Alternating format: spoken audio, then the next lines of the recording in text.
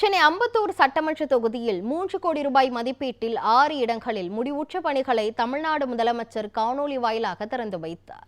79வது ward Chengalvarayan தெருவில் 47 லட்சம் ரூபாய் மதிப்பீட்டில் ஒருங்கிணைந்த குழந்தைகள் வளர்ச்சி மைய நிலையம், 83வது வார்டில் 60 லட்சம் ரூபாய் மதிப்பீட்டில் மாதாங்குப்பம் பிரதான சாலையில் அமைந்துள்ள தாங்கல் ஏரிப்படகு சவாரி பூங்கா மற்றும் 84வது வார்டு கொரட்டூரில் 3 கோடியே 25 லட்சம் மதிப்பீட்டில் நகர்ப்புற ஆரம்ப சுகாதார நிலையம் உள்ளிட்டவை திறக்கப்பட்டன.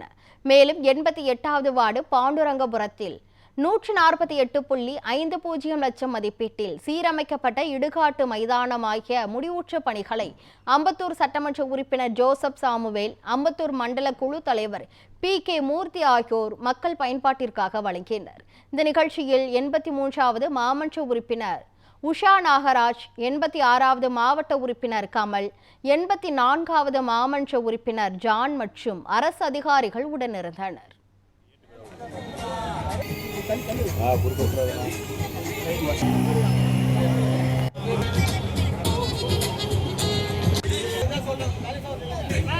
ஓகே